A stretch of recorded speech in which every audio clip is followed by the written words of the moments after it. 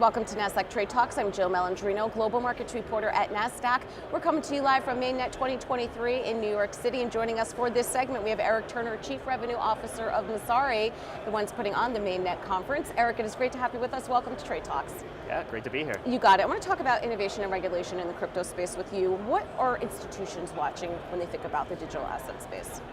Yeah, so I think one of the largest trends that we've seen probably over the past 3 to 5 years in this space has been the question of, are the institutions coming?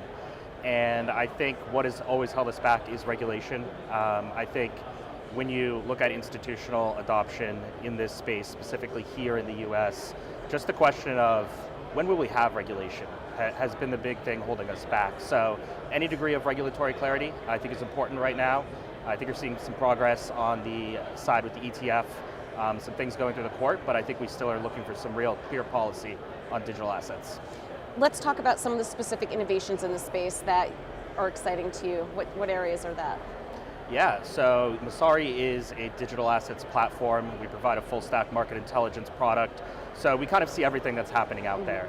And I think what we've seen recently that we are excited about is the inclusion of what we consider to be real world assets into the blockchain. So tokenization of things like fixed income instruments, tokenization of things like private equity that have historically been illiquid. Really anything where we can actually achieve that promise of what the technology is supposed to do, make things cheaper, make things faster, and make things more efficient.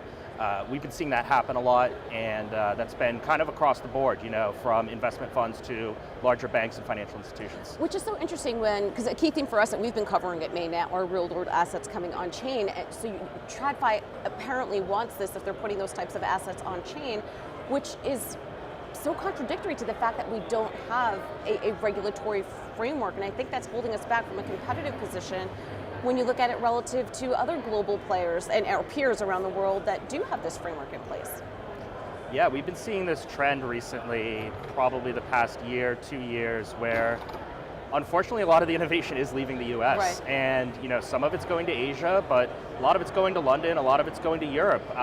People that are more willing to put some sort of structure in place. It makes it easier for a lot of these institutions to operate there. So, we even see large banks, they're headquartered here in New York, but they're doing a lot of their innovative stuff over in London, over in Asia, somewhere that's not here. And for somebody that's based in New York, lived here for about 13 years, we hold our conference here for this reason because we want this industry to be here in New York, in the US.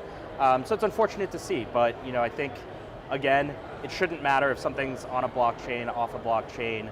The regulation should be clear for everybody to innovate. It sounds as if, we cover a lot of blockchain conferences, the tone is relatively positive, I would say, in terms of the folks here that we've been talking to, that regulation will, in the short term, start to get passed, or there will be more of a framework, or they're working with Washington to help them understand why we need to keep that competitive position. It feels as if the vibe is a little bit more positive than it might have been in the past.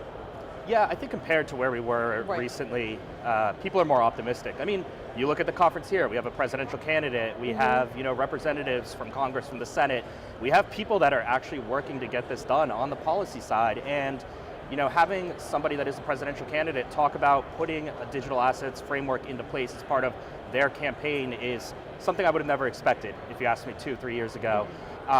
So I think people are optimistic, it is being discussed, but I think there's a long road ahead to actually getting something put in place. All right, we appreciate the insight. Thanks for joining us on Trade Talks, and thanks for joining me from Mainnet. I'm Jill Malandrino, Global Markets Reporter at Nasdaq.